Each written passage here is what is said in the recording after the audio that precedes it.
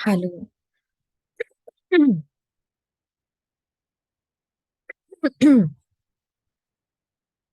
Hello. Good evening all. God bless us all. जैसे कि आपके ऑल इंडिया बार examination start होने वाले हैं, तो मैंने सोचा कि 2021 का क्वेश्चन पेपर सॉल्व कर लेते हैं। जैसे आप लोगों को एक आइडिया आ जाएगी कि एग्जामिनेशन हॉल में आपको कंफ्यूजन नहीं होगा कि किस तरह का पैटर्न आने वाला है, किस तरह के क्वेश्चंस आने वाले हैं। मेरा नाम है एडवोकेट पीयू रत्नानी, और मेरी यूट्यूब पे क्लासेस का आप तो देख ही रहे होंगे। जिन्होंने मेरा चैनल को लाइक शेयर सब्सक्राइब नहीं किया, प्लीज लाइक शेयर सब्सक्राइब कर दीजिए। बेल आइकन को प्रेस कर लीजिए, आप लोगों को नोटिफिकेशन मिलते रहेंगे। वैसे तो मैं बहुत कुछ सिखाती हूँ।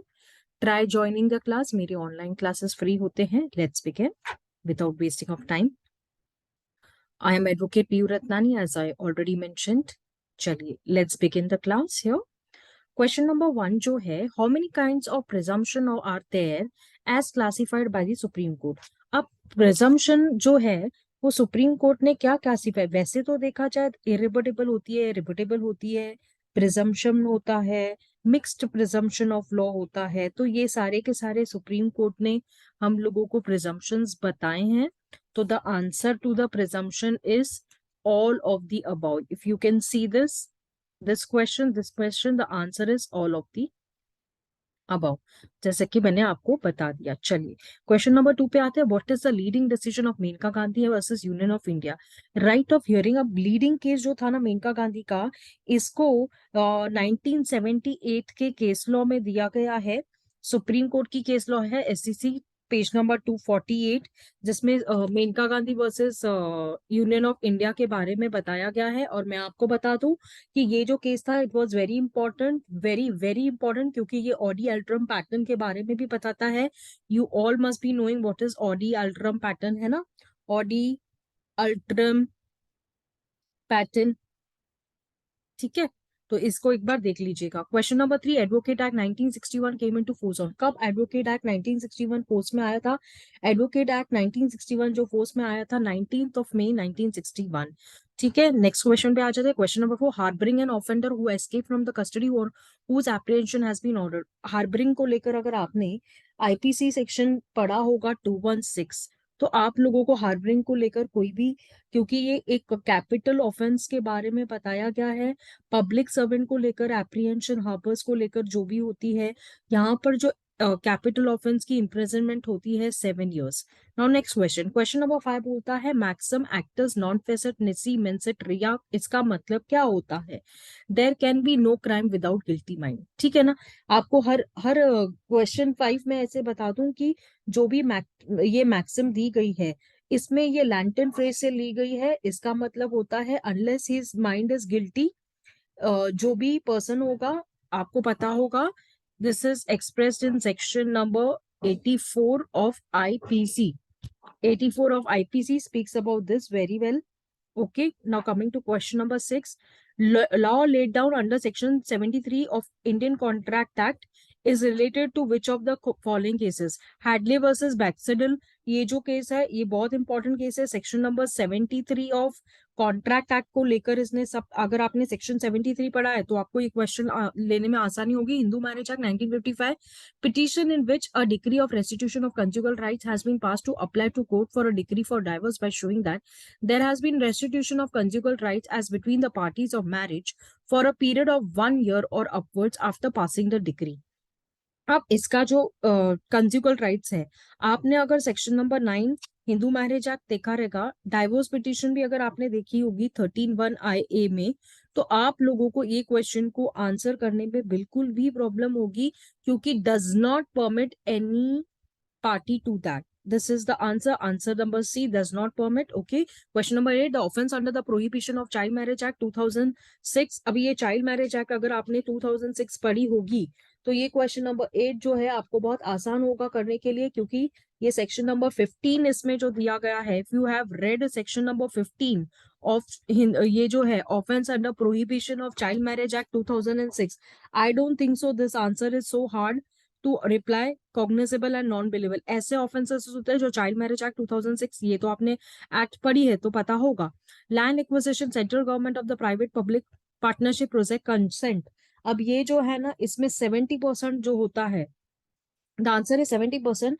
Land acquisition by the central government for public private partnership project, 70% affected families जो होती है। अगर आपने सेक्शन नंबर 2 का 2 पढ़ा है, किसका, राइट टू फेयर कंपनसेशन, और इसके बारे में आपने 2013 का ये एक्ट है, इसको अगर आपने पढ़ा है, then only you can answer this question. Then question number 10 क्या बोलता है, a company which is not a domestic company will pay a income tax at the rate of how many percent.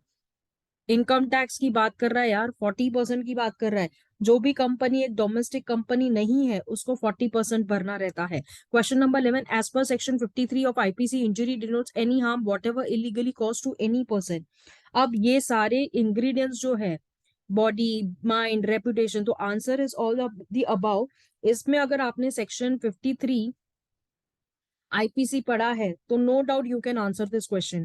Question number 12, which of the following cases can be cured 465 of CrPC. 465 और IPC में confuse मत होना, क्योंकि ये reading and recording of the evidence की बात करता है, in one case into the another companion case, यानी कि एक केस और दूसरे केस कनेक्टिविटी से ही चलते हैं। जैसे पता है ना आपको कि 465 जो सीआरपीसी के अंदर दिया गया है, कि अगर कोई सेंटेंस है, कोई फाइंडिंग है, रिवर्सिबल एरर हो सकता है, ओमिशन हो सकती है, इरेगुलरिटी हो सकती है, उसमें अपील में जाने के लिए क्या करोगे, इसी को तो आप लोगे ना। तो the answer to this question is reading and recording the of evidence taken in one case and another companion case. Okay. Question number 13 क्या बोलता है, which of the following statements hold true for the DINOVA trial। DINOVA trial को लेकर अगर आपने पता रहेगा कि it is a fresh trial, ये एक न्यू ट्रायल होता है, ये बिगिनिंग होता है, यानी कि जो केस, अगर आपने ये केस देखा होगा, messrs EXL careers versus Franklin aviation services private limited, 2020 की केस लॉ है, सुप्रीम कोर्ट, पेज नंबर 621। अगर इसको एक बार पढ़ के जाना, because this relates to de novo trial, it's very important case. So the answer to this question is all the de novo trial at least be the last resort. Okay, it's the last resort. चलो, question number 14, I have already said protection against the arrest and detention certain cases mention which of the following article of Indian constitution. ऐसा कौन सा article है जो यहाँ पे बता रहा है कि protection against arrest detention mention in article 22 of the constitution. तो आर्टिकल 22 ऑफ द कॉन्स्टिट्यूशन मैंने बैठे बैठे ही पूरा आंसर ही बता दिया। तो आई होप आप लोगों को समझ भी आ रहा है, मजा भी आ रहा है, और इस तरह से पेपर पर सॉल्व करोगे बिना टाइम वेस्ट किए तो मजा आएगा। चलो आ जाते हैं क्वेश्चन नंबर 15 पे। Article 300A of the Indian constitution, that is a right to property. अब ये जो था 44th अमेंडमेंट एक्ट की बात कर रहा है। Right to property is no longer fundamental right rather than it is a constitutional right and a legal right not exist in article 300A। अगर इतना पता होगा तो पता ही होगा। और इसको लेकर एक केस लॉ है, अगर आपने देखी होगी ये case law, Jilur Bai Nanabai Kachchar versus state of Gujarat की केस लॉ है, AIR, you can 1995 Supreme Court, page number 142, read this, you will know the case also with the article 300A का क्लैरिफिकेशन आ जाएगा। देखो यहाँ पे प्रॉपर्टी की बात कर रहा है, 300A की बात कर रहा है, 44 अमेंडमेंट की बात कर रहा है। तो ये इंसर्ट किया गया था कॉन्स्टिट्यूशन अमेंडमेंट में in the year 1978। If you know this then the answer is the best. चलिए, क्वेश्चन नंबर 16 पे आ जाते हैं। Which of the following section Muslim personal law Shariat application act 1937 have been repeal amended by the section 6 of the dissolution of the marriage. अगर इसके बारे में आपको पता है तो ही आप इसको ये करना, क्योंकि आंसर जो है वो तो मैं आपको बता देती हूँ, लेकिन थोड़ा सा ये बता देती हूँ कि सेक्शन 5 मुस्लिम पर्सनल लॉ जो थी, application act 1937 has been repeal, इसको रिपील कर दिया गया था by section of dissolution of marriage act, dissolution of marriage act 1939। ठीक है। Now coming to question number 17, a railway servant was killed in a bus accident during the course of employment. His family members may claim a compensation under which act? Either A and B, क्योंकि ये act दोनों बनाए गए हैं, या तो इसमें आप कंपनसेशन मांगो या तो इसमें आप कंपनसेशन मांगो। लालच बुरी भला है, क्योंकि ये एक्सीडेंट हुआ है during his employment. Okay, casting couch is a Bollywood, Indian film industry is an example of. अभी कास्टिंग काउच को लेकर ये तो सेक्सुअल हैरेसमेंट ही होती है, ये तो आप जानते ही है, क्योंकि कास्टिंग काउच जो है बॉलीवुड की इंडियन फिल्म इंडस्ट्री में जो 354A की पनिशमेंट बताता है आईपीसी की, है ना, 354A पर था पढ़ा रहेगा तो कास्टिंग काउच के बारे में आप बहुत अच्छी तरह से जानते रहेंगे। क्वेश्चन नंबर 19 पे आ जाते हैं। Promissory estoppel against the government agencies is decided in, ये ऐसा कौन सा क्वेश्चन है, ये this is a case where promissory estoppel, इसको लेकर अगर आपने केस देखे जाना, यही एक केस है जो प्रोमिसरी एस्टोपेल के बारे में बताता है। AIR 1978 का, सॉरी 1987 का केस है, आई एम सॉरी सॉरी सॉरी 1987 का केस है, सुप्रीम कोर्ट, पेज नंबर 590। कभी हम भी इंसान है, थोड़ा बहुत इधर उधर हो जाता है। चलो question number 20, frustration of a contract of is provided by which section in Indian Contract Act। ये फ्रस्ट्रेशन ऑफ कॉन्ट्रैक्ट एक्ट की बात करता है, सेक्शन नंबर 56 अगर आपने पढ़ा रहेगा तो ये compensation of non performance of act to be impossible unlawful के बारे में बताता है। ये है फ्रस्ट्रेशन प्रोवाइडेड अंडर सेक्शन 56। ठीक है, चलिए 21 का क्वेश्चन आ जाता है। Schedule 2 of employees compensation act 1923 deals with, अभी आपने देखा रहेगा कंपनसेशन एक्ट को लेकर, एम्प्लॉइज को लेकर हमने इससे पहले भी कुछ तो हमने देखा है ना, अगर आपको याद होगा तो जरूर देखा, हमने क्वेश्चन भी देखा। तो इसका जो आंसर है आप देख लीजिए, इसका आंसर है list injuries, list of injuries deemed to be result in a permanent total disablement. अब मैं आपको बता दूं कि अगर आपने एम्प्लॉइज एक्ट 1923 में पढ़ा होगा तो इसको बताया गया है सेक्शन 2K1 DD में, this explains the definition of employees. Employees की डेफिनेशन बताता है। Reference to the arbitration is provided in the arbitration and conciliation act. Arbitration को लेकर अगर आपने पढ़ा होगा तो डेफिनेटली ये सेक्शन नंबर 8 है। The answer is section number 8। जो सेक्शन नंबर 8 क्या बताता है हम लोगों को, deals with the power to refer the parties of arbitration where there is an arbitration agreement। या arbitration agreement के बारे में बताता है, AA के बारे में बताता है, सेक्शन नंबर 8। चलिए क्वेश्चन नंबर 23 पे आ जाते हैं। Under head the subsequent conduct which of the following type of conduct would be material.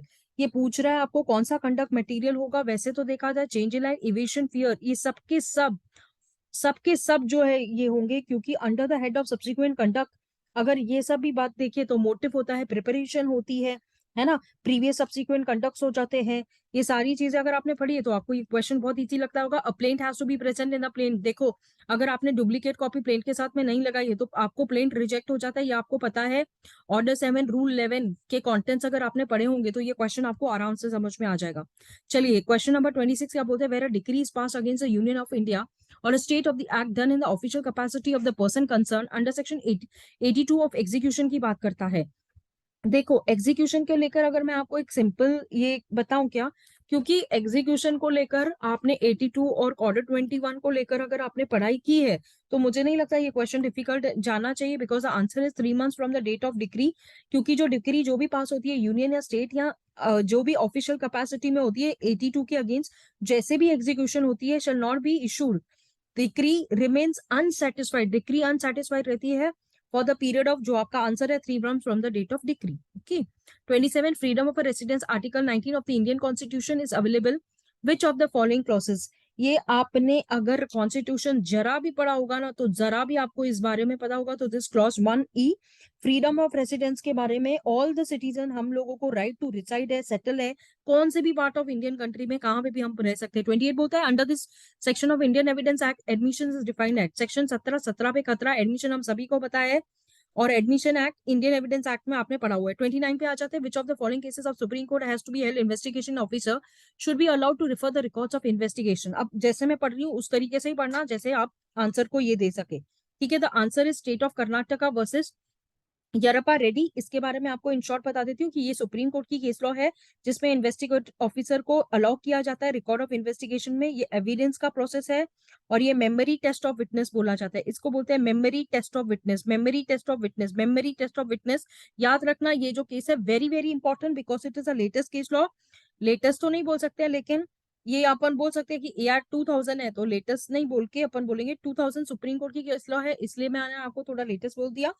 ठीक है, चलिए 30 पे आ जाते हैं। Recovery of specific immovable property की अगर मैं बात करें, may be obtain bye CPC, कब ये ऑब्टेन की जा सकती है, विद इन कितने पीरियड ऑफ मंथ्स, यहाँ पे with in 7 months, 6 months, 8 months और 10 months की अगर अगर बात करते हैं, the answer to this is within 6 months, because जो भी रिकवरी होती है specific immovable property within 6 months period, अगर आपने सेक्शन 6 ऑफ SRA पढ़ा हुआ है तो ये क्वेश्चन आपको आंसर करने में बिल्कुल भी आसान होगा, नॉट अ डिफिकल्ट पॉइंट। चलो 31 पे आते हैं। Who appoints a commissioner from rehabilitation and resettlement under the law act. अब इसके अंदर अगर आपने लार एक्ट पढ़ा रहेगा, I am sorry the it's LARR act, my mistake in writing, I am sorry ठीक है, द आंसर अगर आपने समझा रहेगा कि लॉ अथॉरिटी है, ये है वो है, तो the answer is the state government, क्योंकि जो स्टेट गवर्नमेंट होती है वो अपॉइंट करती है कमिश्नर फॉर रिहेबिलिटेशन, ये सेटलमेंट के लिए होता है। और right to fair compensation transparency act, इसको अपन ने पहले भी पढ़ा, 2013 का एक्ट है,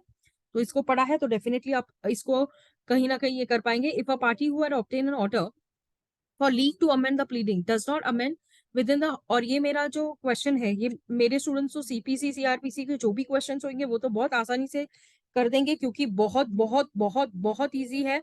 the answer is 14 days, the correct answer is 14 days। जो भी पार्टी ऑब्टेन करती है leave to amend does not, अगर अगर 14 days में आपने जो भी अमेंडमेंट को कैरी आउट नहीं किया, वो अमेंडमेंट क्या हो जाएगी, नल एंड वॉइड हो जाएगी, और it has not existence in the eyes of law. 33 पे देखे तो punishment of advocates for misconduct has been given under section dash of the advocates act. अगर अपन देखें तो ये पनिशमेंट को लेकर सेक्शन नंबर 35 में दिया गया है।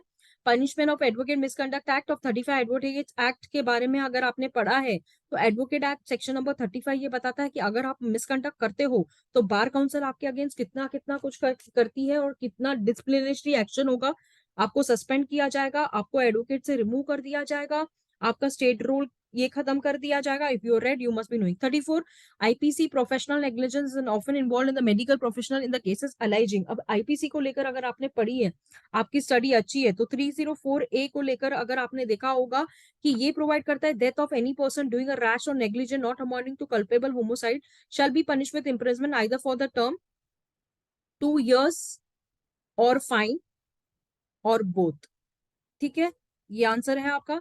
35 offers of a bribe to a public servant as a reward for showing some favour in exercise of official function, B accept the bribe. अगर बी एक्सेप्ट कर लेता है ब्राइब तो क्या होगा, इसका मैं आंसर बता देती हूँ कि 161 के अंदर अगर A has abetted the offence defined in section 161 IPC, तो मैं आपको बता दूं कि 161 आईपीसी को रिपील कर दिया गया था करप्शन एक्ट 1988 के अकॉर्डिंग।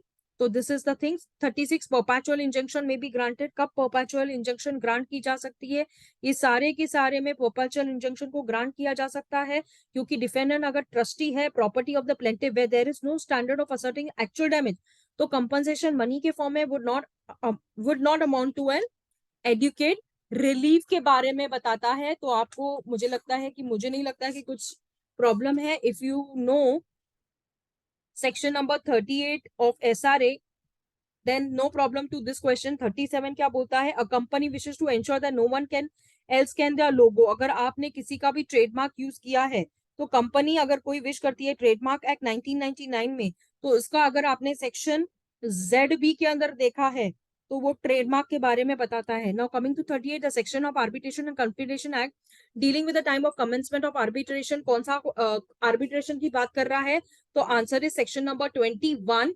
ये जो सेक्शन है वो arbitration and conciliation act dealing with the time of compensation of arbitration proceedings. ठीक है, चलिए section number 39 amount of reduction under section 24 of income tax act, कितना वैल्यू होगा, हमने अगर इनकम टैक्स एक्ट पढ़ा रहेगा तो 3/10 का जो वैल्यू है अमाउंट ऑफ डिडक्शन होने के बाद, section number 24, section number 24 of income tax act आपको बताता है 3/10 की जो एनुअल वैल्यू होगी उसके हिसाब से इक्वल, जो भी सम इक्वल होगा उसका 30% आपको एनुअल वैल्यू पे करना पड़ता है। 30% इज 3/10।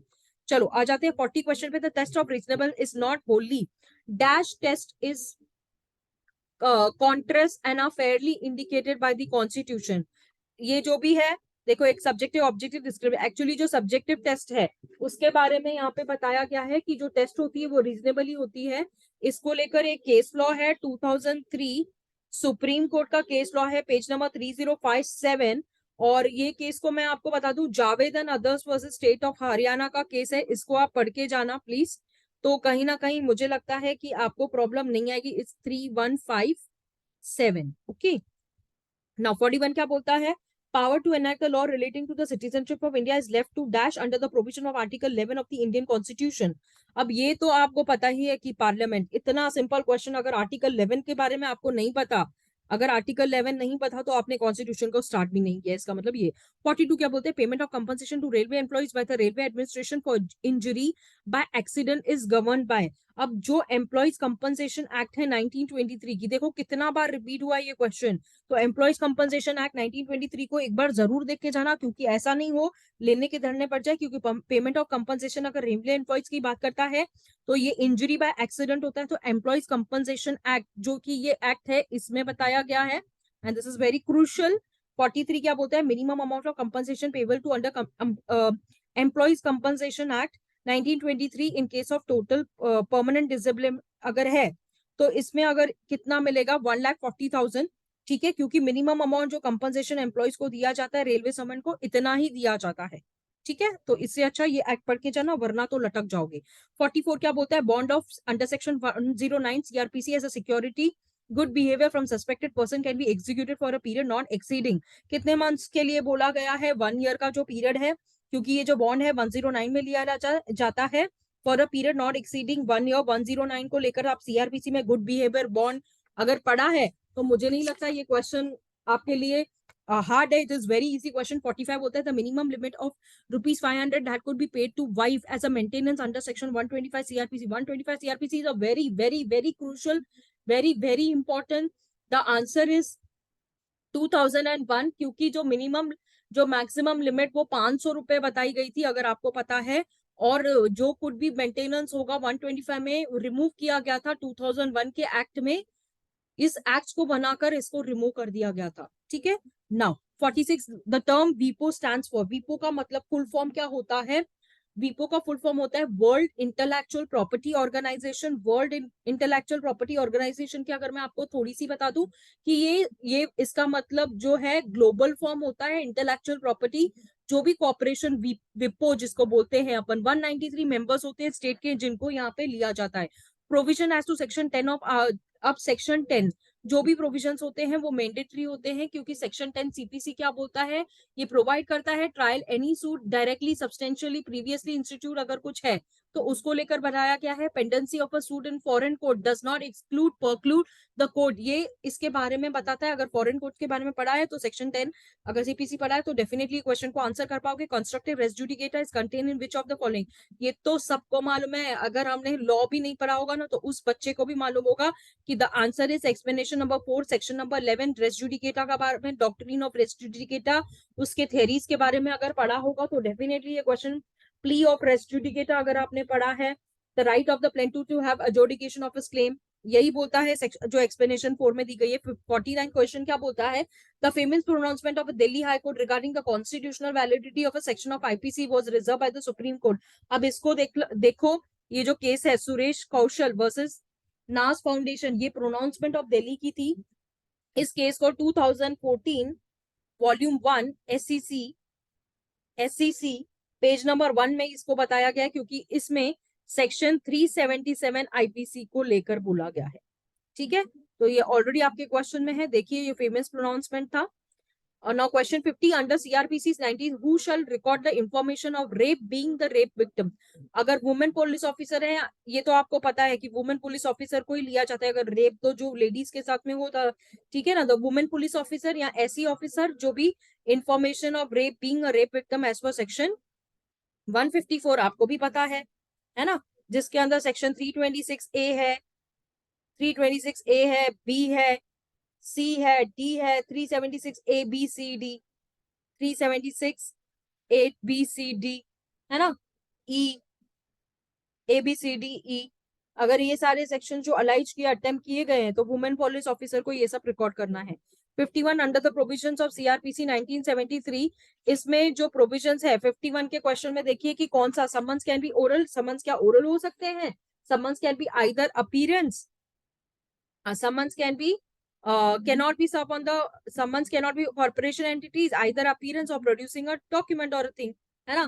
तो यहाँ पर अगर आपने इसको पढ़ा होगा सेक्शन 61 और 62 पढ़ा है, 61 एंड 62 of CRPC, आप तो 100% इस क्वेश्चन को अटेम्प्ट करवाइए। Every member who is a member of a defence service of hold civil post under the union hold as an office, during the pleasure of the. अब यहाँ पे मैं आपको बता दूं कि जो 52 है वो प्रेसिडेंट की बात कर रहा है, क्योंकि जो प्रेसिडेंट होता है every person is a member of a defence service hold a civil post under the union. इसको डॉक्ट्रिन ऑफ प्लेजर भी बोला जाता है, this is called as doctrine of pleasure. अगर आपको पता नहीं है तो इसको ध्यान पे रखना, because this question is majorly asked in now coming to section sorry order see my fastest.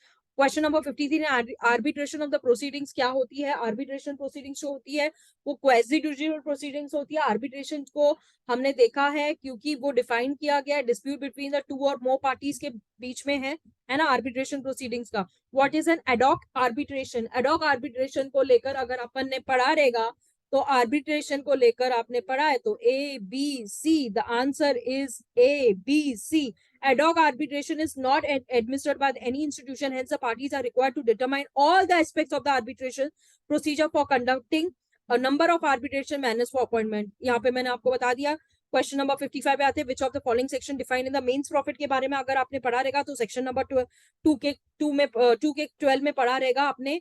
ये मीन्स प्रॉफिट के बारे में बताता है द प्रॉपर्टी जिसको प्रॉफिट विच जो भी पर्सन होता है जिसको रॉन्गफुल पोजेशन है और प्रॉपर्टी एक्चुअली रिसीव की हुई है ऑर्डिनरी डेलिजेंस के थ्रू, तो ये जो प्रॉफिट होता है इसको इंप्रूवमेंट करने के लिए इसको मीन्स प्रॉफिट कहा जाता है।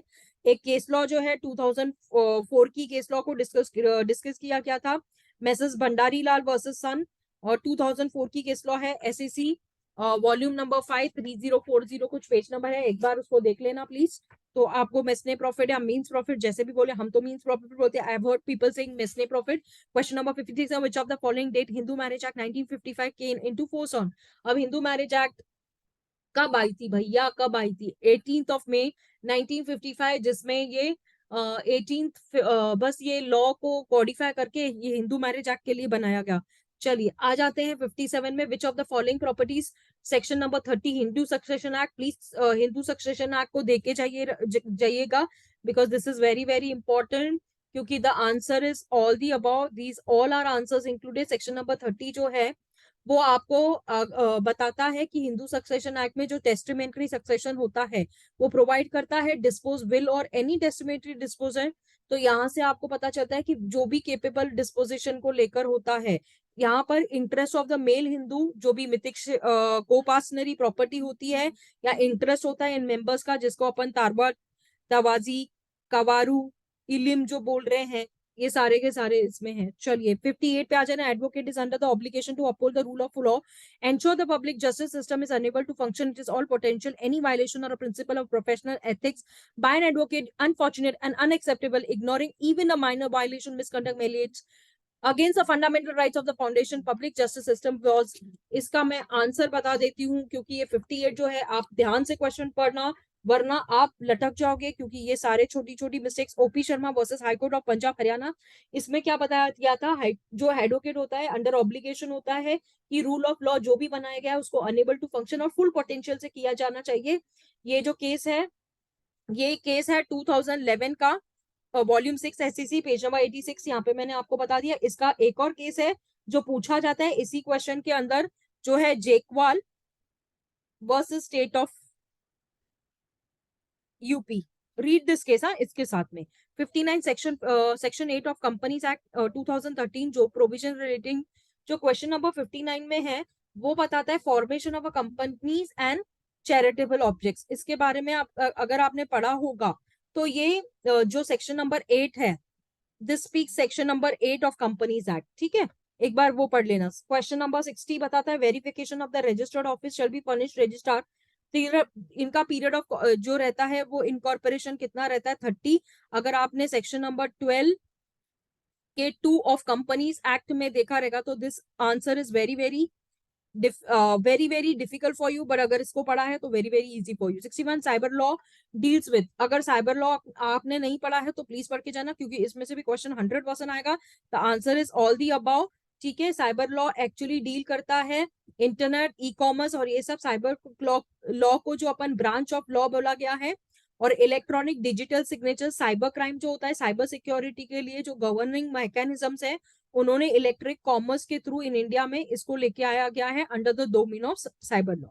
62 according to the section 2 of motor vehicle act 1988 the term motor cab जो है means any motor vehicle act constructed or adapted to carry not more than कितने पर्संस को वो कैरी कर सकते हैं 6 पर्संस एक्सक्लूडिंग द ड्राइवर।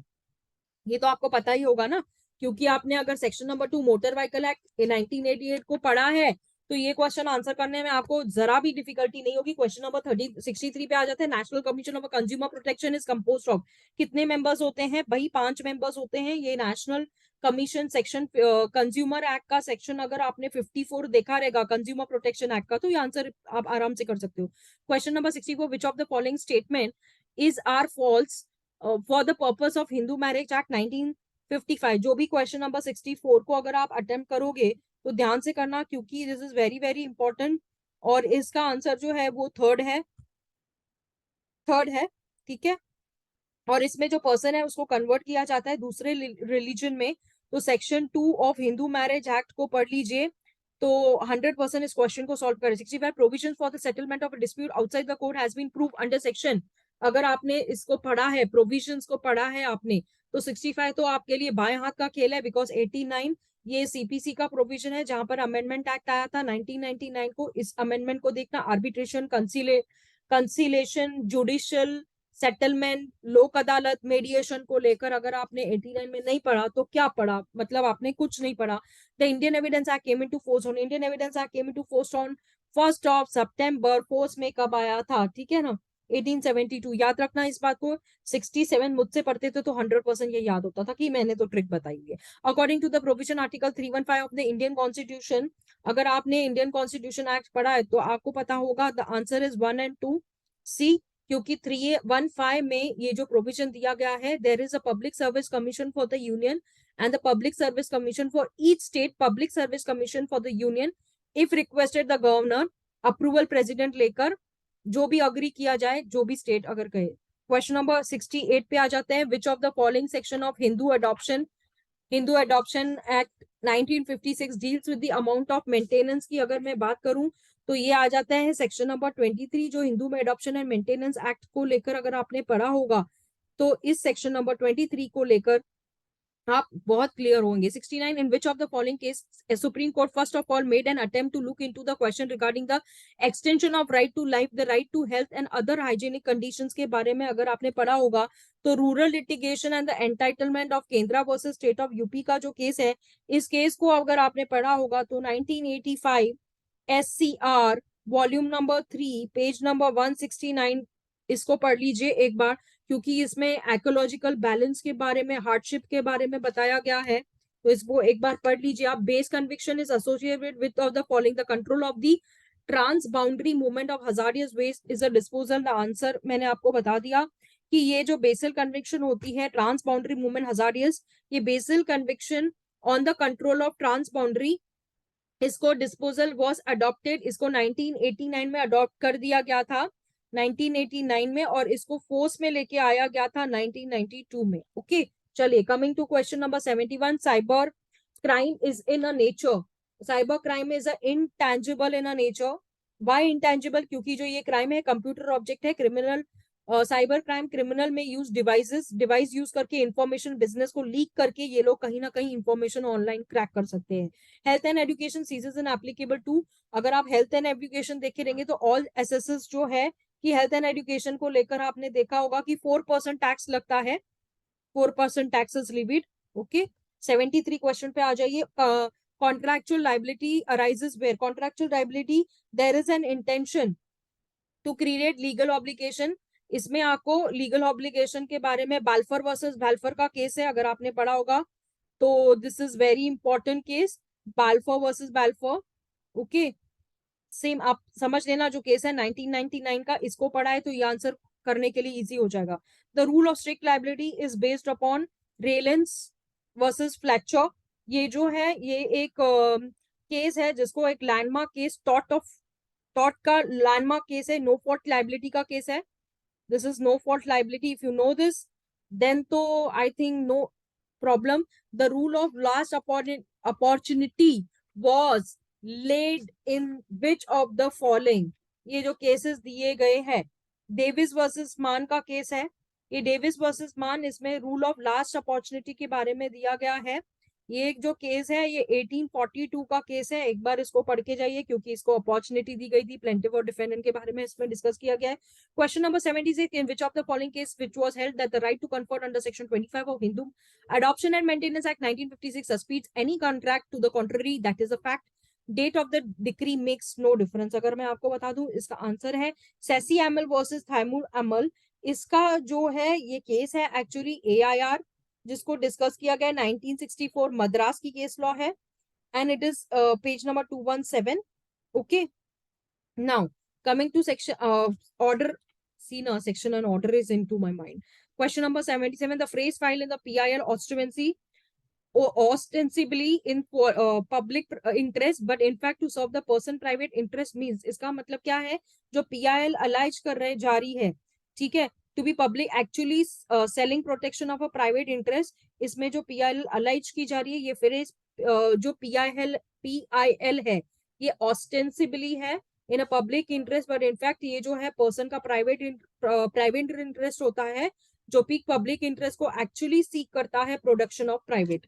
ठीक है, चलिए 78, फाइलिंग ऑफ अ फ्रिवलियस PIL। अगर फाइल करते हो आप जो जूता PIL करते हो तो ये सारे के सारे लगते हैं ऑल दी अबव, क्योंकि फाइलिंग ऑफ रिजल्ट हो सकता है, बैकलॉग केसेस हो सकता है, वेस्टेज हो सकता है, लेसर अवेलेबिलिटी ऑफ टाइम होता है, जो भी यहाँ पे है सबके सब है। 79, Z is under the influence of the madness and attempts to kill X, is and Z guilty of an offense has X same right of private defense, sorry the answer private defense which would be have Z worth same।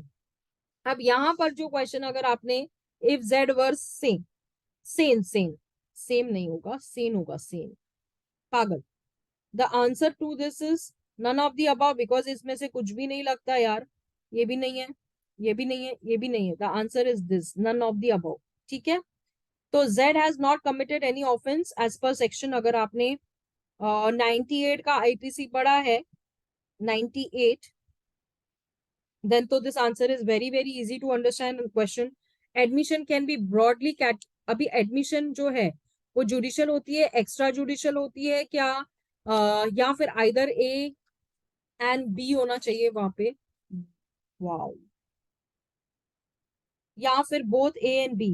तो admission can be classified, the answer is both A and B, क्योंकि ये जो judicial admission भी हो सकती है, extra judicial admission भी हो सकती है। इसका अयोध्या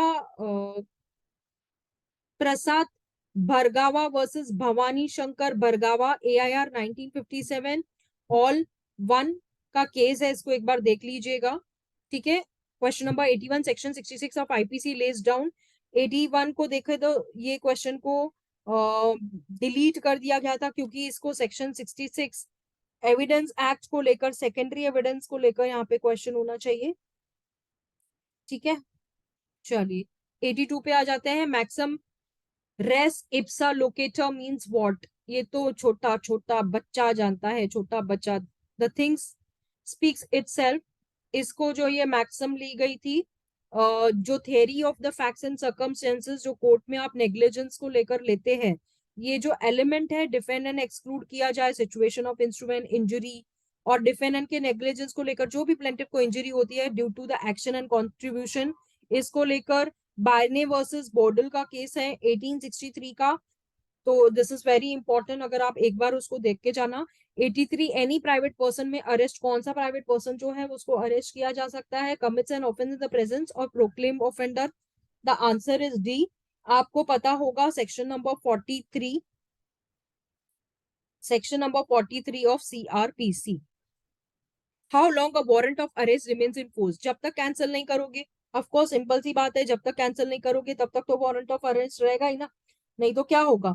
तो इसको लेकर अगर आपने सेक्शन नंबर 70 ऑफ CRPC पढ़ा है, मेरे स्टूडेंट्स तो बहुत अच्छी तरह से आंसर करते रहेंगे। Rate of additional depreciation will be understood in the section of section 32 of Indian income tax act के बारे में बताया गया है।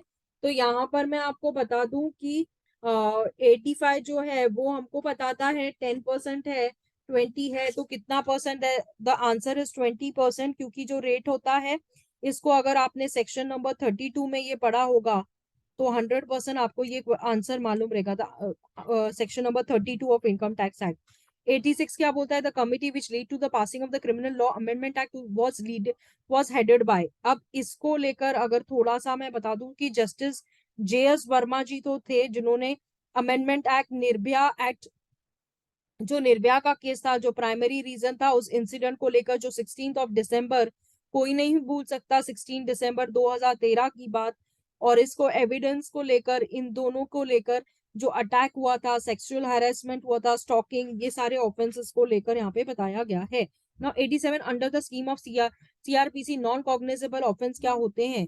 तो इसको अपन प्राइवेट रॉन्ग बोलेंगे। क्यों? क्योंकि ये स्कीम है criminal procedure code. Non cognizable offences जो भी होते हैं वो प्राइवेट रॉन्ग को लेकर ही होते हैं। अगर आपको थोड़ा सा भी आइडिया होगा तो 100% पता होना चाहिए कि सेक्शन 2 को 1 में अपन डिफाइन पढ़ते हैं नॉन कॉग्निजेबल, और कॉग्निजेबल और नॉन कॉग्निजेबल की डिफाइन एक ही जगह पे दी हुई है। कॉग्निजेबल को लेकर कोई और डिफाइन है क्या? अगर है तो बताना मुझे, है तो सही, लेकिन अभी आप सोचो। चलो 88 क्या बोलता है? अ डिस्क्रिमिनेशन अगेंस्ट अ मैन और a woman only on the grounds of dash would be violate the article 15(1). ये जो आर्टिकल 15(1) है, ठीक है, ये जो A, B और D, ठीक है, sex, place of birth, religion, ये 3 ऑप्शंस जो है ये आर्टिकल 15(1) के बारे में अपने को बताते हैं। चलिए 89 the objective resolution adopted by the constitution assembly January 2022 1947। Jawaharlal Nehru ji का बात यहाँ पे बताया जा रहा है कि जो ऑब्जेक्ट ऑफ रिजोल्यूशन था कॉन्स्टिट्यूएंट असेंबली को 22 जनवरी 19, इसको ड्राफ्ट किया था हमारे जवाहरलाल नेहरू जी ने। ऑब्जेक्ट था कि 13 दिसंबर 1947 में इनको प्रिंसिपल्स लेके आए थे इन्होंने कॉन्स्टिट्यूशन में। 90 क्या बोलता है? Right of the private was eliminated और फंडामेंटल राइट, इसको जो राइट था, इसको जो आंसर है this is Morarji Desai. The answer is Morarji Desai, क्योंकि ये तो right to eliminate the fundamental during the Morarji 300A को लेकर आपने पढ़ा होगा। तो ये अमेंडमेंट एक्ट 1978 को लेकर है। और इसका एक केस लॉ जो मैंने आपको 2021 का न्यू केस लॉ है, इसको एक बार देख के जाना, it is very important. SCC page number 27, I hope इस बारे में पता है। 91 which when the accuse states when the accused states that the I will produce the share which are relevant received in such robbery which of the following are not admissible with regard to section 25 of the Indian Evidence Act। देखा जाए तो this is all of the above। जो भी admission होती है robbery की, admission of the accuse to part with an admission part of property and a statement where the property of the following admissible. अगर आपने section number 25 Indian evidence act को पढ़ा है और आप दीपक भाई जगदीश चंद्र पटेल स्टेट ऑफ गुजरात का केस लॉ है 2019 volume number 16 SCC page number 547, then it is very easy for you. 92 बोलता है maximum limit of members of state bar council. यार ये तो छोटा बच्चा भी जानता है, अगर आपको ये नहीं मालूम तो बाकी मालूम ही क्या है इसको लेकर। चलिए 93 स्पेसिफिक रिलीफ एक्ट 1963 कितने चैप्टर्स कंटेन करता है? 8 लेकिन कितने सेक्शंस? 44। 844 इसको याद रखना है आपको। चलिए 94 what is the period of limitation for the expedient disposal of the spool under specific relief act? अगर मैं आपको बता दूं तो इट इज 12 मंथ्स। 12 मंथ्स ये अगर आपने सेक्शन आपने आपने 20 के C में देखा होगा SRA में, तो आपको ये क्वेश्चन आंसर करने में डिफिकल्टी बिल्कुल भी नहीं होगी, क्योंकि जो पीरियड है वो एक्सटेंड किया गया था not exceeding 6 months according to the reasons recorded. जो भी कोर्ट अगर एक्सटेंड करना चाहती है तो चीफ जुडिशियल मजिस्ट्रेट में पास अ सेंटेंस ऑफ इम्प्रिजनमेंट कितना दे सकता है? चीफ जुडिशियल मजिस्ट्रेट की बात की जा रही है, कंफ्यूज होना मत। अगर हायरार्की मालूम है और देख के जाना कि कितना दे सकता है chief judicial magistrate, very important है ये। अगर आप नहीं जानते तो इसको आप सेक्शन नंबर 29 के CRPC में जरूर देख के जाना। The answer is not exceeding 7 years। 96 under 1908 CPC foreign court का मतलब क्या होता है? फॉरेन कोर्ट का मतलब ये सारे कोर्ट्स हैं जो फॉरेन कोर्ट को लेकर बता रहे हैं आपको। अंडर CPC अगर फॉरेन कोर्ट को लेकर आपको नहीं पता तो सेक्शन 2 के 5 में ऑफ द कोर्ट देख लीजिए CPC। Okay, coming to 97 misuse of mechanism of PILs। अगर मिसयूज करते हो तो देखो जाए तो filing of PIL for the protection of private interest, oblique motive, publicity. तो ये सब के सब जो है, अगर आप मिसयूज करते हो तो आपका मोटिव क्या था? इसके लिए आप एक केस लॉ देख के जाएंगे, Ashok Kumar Pandey versus state of West Bengal, very important case law. दूसरी एक केस लॉ और देख के जाना, holy cow pictures private limited versus Premchandra Mishra 2008 supreme court 1913। 98 के क्वेश्चन पे आ जाते हैं फटाफट। Which of the meant the procedure ultra vires, procedure ultra vires को लेकर आप देखेंगे the answer is A and B. जो ये अल्ट्रा वायरस है इसके दो मीनिंग होते हैं, सब अल्ट्रा वायरस जो कि डिसीजन देता है नॉन ऑब्जर्वेंस को लेकर, ठीक है। एक होता है एडमिनिस्ट्रेटिव अथॉरिटी जो एक्सरसाइज करते हैं ये powers. 99 the ground of the error of law apparent to the face of the record is connected. अभी ये तो हर छोटे बच्चे को पता चलता होगा, क्योंकि अगर रिट नहीं जानते तो कौन सा रिट आपको मालूम नहीं है, ठीक है। चलिए 100 क्वेश्चन पे आ जाते हैं। Under CPC find the incorrect match. यहाँ पे इनकरेक्ट मैच करने के लिए आपको कहा है section 9 pecuniary jurisdiction is the incorrect match। तो let me tell you कि Section 9 of the CPC, जो court shall subject to the provision have jurisdiction to try all the suits of civil nature exceeding the suits expecting the suits cognizance either expressly or impliedly barred। ये suit as a right to property of office consisted in a suit of civil nature notwithstanding। ठीक है, मैं आपको अगर आप जानना चाहते हैं और भी मेरे साथ में पढ़ना चाहते हैं तो मैं रिक्वेस्ट करूंगी आप लोगों को मेरा चैनल को लाइक कीजिए, शेयर कीजिए। और मैं आपको एक और बात करूंगी कि अगर आपको और भी पेपर सॉल्व करना है तो मुझे इनबॉक्स कर लीजिए, मैं आपको कल का कल पेपर भेज दूंगी। इसी तरह से सॉल्व पेपर होगा। आप एआईबी को लेकर जो भी अटेम्प्ट करोगे ध्यान से अटेम्प्ट करना, क्योंकि यही आपका स्टार्ट है, यही आपका बिगनिंग है। मैंने आपको क्वेश्चन पेपर का फॉर्मेट दिखा दिया, आपको क्वेश्चन कैसे सॉल्व करना है, कितने पीरियड में सॉल्व करना है। देखिए मैंने पूरा का पूरा क्वेश्चन 30 मिनट्स में 100 क्वेश्चन विद आपको पूरा का पूरा डिटेल बताते हुए सारी शेयर की।